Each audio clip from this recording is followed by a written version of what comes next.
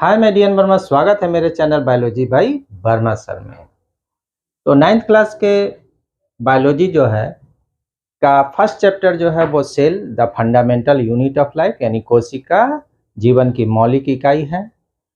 और इसमें हम लोग पहले जो है मैं वीडियो बना चुका हूँ सेल के इंट्रोडक्शन के बारे में, उसके बाद सेल से रिलेटेड थ्योरीज के बारे में, सेल के शेप साइज के बारे में, उसके बाद types of cell prokaryotic eukaryotic, उसके बाद types of eukaryotic cell, animal cell, plant cell, fungal cell, उसके बाद सेल वॉल, प्लाज्मा मेम्ब्रेन और न्यूक्लियस।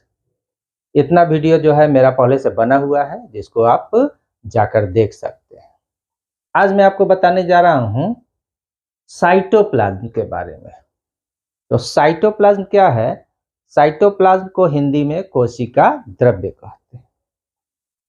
तो साइटोप्लाज्म जो है वो सेल का, जब हम लोग बेसिक स्ट्रक्चर देखें, बहुत ज़्यादा अल्ट्रा माइक्रोस्कोपिक अगर नहीं देख रहे हैं, तो बेसिकली 3 चीज़ सेल में नज़र आते हैं। क्या क्या? एक तो प्लाज्मा मेम्ब्रेन, दूसरा न्यूक्लियस, और न्यूक्लियस और प्लाज्मा मेम्ब्रेन के बीच में लिक्विड पार्ट नज़र आता है जिसको हम लोग साइटोप्लाज्म कहते हैं। तो साइटोप्लाज्म है क्या? तो साइटोप्लाज्म जो है सेल का वह लिक्विड पार्ट है जो न्यूक्लियर मेम्ब्रेन और plasma membrane, outer nuclear membrane और सेल मेम्ब्रेन यानी केंद्रक झिल्ली 2 परत का बना होता है, आउटर न्यूक्लियर मेम्ब्रेन और इनर न्यूक्लियर मेम्ब्रेन। तो आउटर न्यूक्लियर मेम्ब्रेन है बाहरी केंद्रक झिल्ली, और सेल मेम्ब्रेन यानी कोशिका झिल्ली के बीच का जो तरल पदार्थ वाला भाग है, इसको हम लोग साइटोप्लाज्म कहते हैं, हिंदी में कोशिका द्रव्य कहते हैं। तो साइटोप्लाज्म जो है प्लांट सेल में सेल वॉल पाया जाता है, एनिमल सेल में प्लाज्मा मेम्ब्रेन के बाहर सेल वॉल नहीं पाया जाता है। उसके बाद प्लांट सेल में बड़े साइज के वैक्यूल्स पाए जाते हैं। तो प्लांट सेल में जो न्यूक्लियस है, वैक्यूल है और साइटोप्लाज्म है, तीनों को मिलाकर प्रोटोप्लास्ट कहते हैं। एनिमल सेल में लार्ज वैक्यूल्स नहीं पाए जाते हैं, तो न्यूक्लियस और साइटोप्लाज्म को मिलाकर प्रोटोप्लाज्म कहते हैं। यानी न्यूक्लियस के बाहर का जो लिक्विड है साइटोप्लाज्म, और न्यूक्लियस के अंदर का जो न्यूक्लियोप्लाज्म है, दोनों को मिलाकर प्रोटोप्लाज्म यानी जीव द्रव्य कहते हैं। तो हम लोग साइटोप्लाज्म को ऐसे भी कह सकते हैं कि साइटोप्लाज्म क्या है? तो part of protoplasm present outside the nucleus, यानी जीव द्रव्य का वह भाग जो न्यूक्लियस के बाहर रहता है, उसको हम लोग कोशिका द्रव्य या साइटोप्लाज्म कहते हैं। अब जो साइटोप्लाज्म हमारा है, इसको हम लोग 2 भाग में बांट लेते हैं।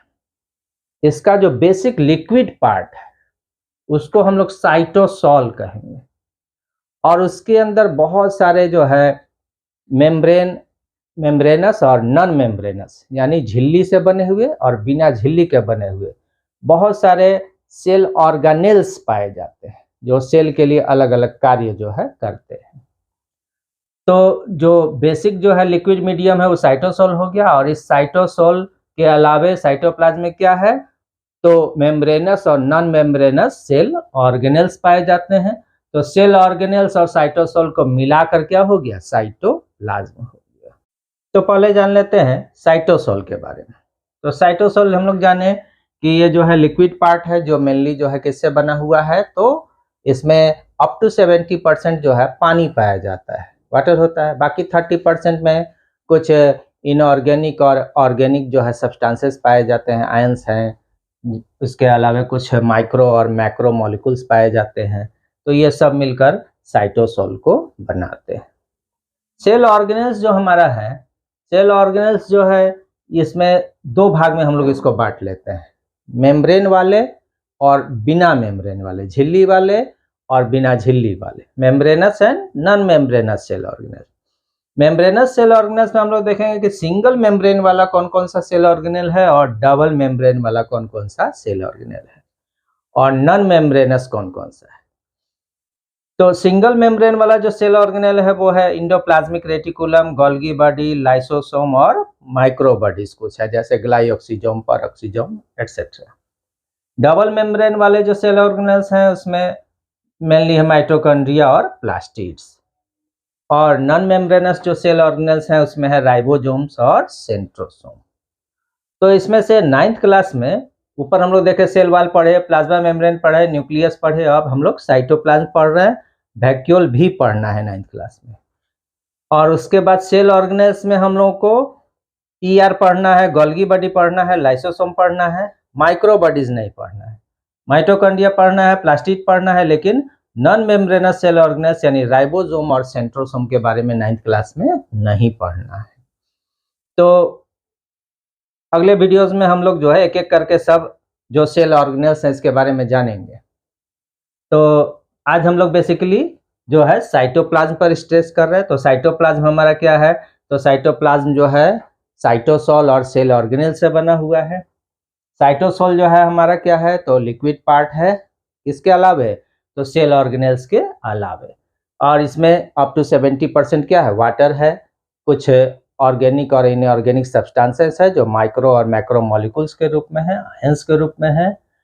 और सेल ऑर्गेनेल्स जो है वो दो तरह के हैं, मेम्ब्रेनस और नॉन मेम्ब्रेनस। मेम्ब्रेनस में जो है 9th क्लास में हम लोग को पढ़ना है endoplasmic reticulum, Golgi body, lysosome.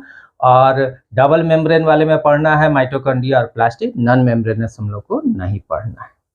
तो हम लोग समझ गए कि प्लाज्मा मेम्ब्रेन और न्यूक्लियर मेम्ब्रेन के बीच का जो हिस्सा है यही क्या है? हमारा साइटोप्लाज्म है, यानी कोशिका द्रव्य है।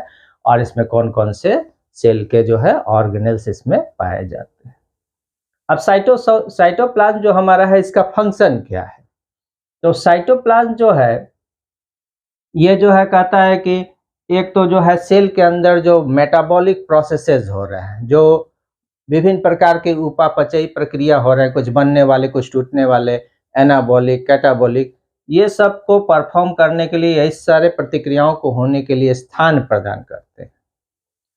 दूसरा हो गया कि ये सेल ऑर्गेनेल्स को रहने का जगह दे रहे हैं, यानी सेल के अंदर जो सेल ऑर्गेनेल्स है कहाँ है? इसी साइटोप्लाज्म के ही हिस्सा है, यानी साइटोसोल में है। तो साइटोप्लाज्म जो है ये जो है का साइटोसोल जो है वो सेल ऑर्गेनेल्स को रहने का जगह दे रहा है। तीसरा, अगर सेल के जो है ऑर्गेनेल्स के बीच में किसी पदार्थ का जो है अगर एक्सचेंज होना है या किसी पदार्थ का ट्रांसपोर्टेशन हो रहा है तो एक मीडियम के तरह भी ये कार्य करते हैं। साइटोप्लाज्म जो है ये जो है सेल को एक निश्चित शेप भी प्रदान करते हैं। साइटोप्लाज्म का टर्गिडिटी जो है ये सेल को जो है एक निश्चित शेप जो है वो प्रदान करता है। हम लोग देखे थे उधर प्लाज्मोलाइसिस और किडनेशन वाले में देखे थे कि एनिमल सेल में चूंकि सेल वॉल नहीं होता है तो एनिमल सेल को जब हम लोग किसी हाइपरटोनिक सॉल्यूशन में डालेंगे तो बाहर का घोल गाढ़ा है, साइटोप्लाज्म उसके तुलना में पतला है, तो साइटोप्लाज्म से पानी निकलकर बाहर चला जाएगा, यानी एक्सोस्मोसिस होगा और पूरा का पूरा सेल जो है वो श्रिंक कर जाएगा। ठीक है।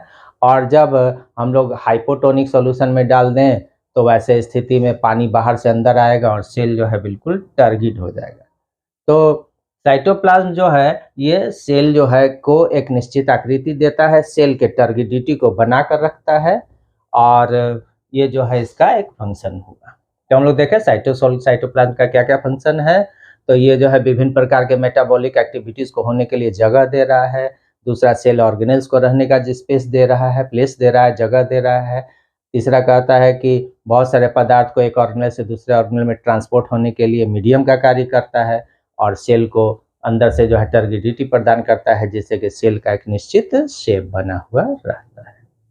तो यह रहा हमारा साइटोप्लाज्म के बारे में। अगले वीडियो में हम लोग एक एक करके सारे सेल ऑर्गेनेल्स को जानेंगे।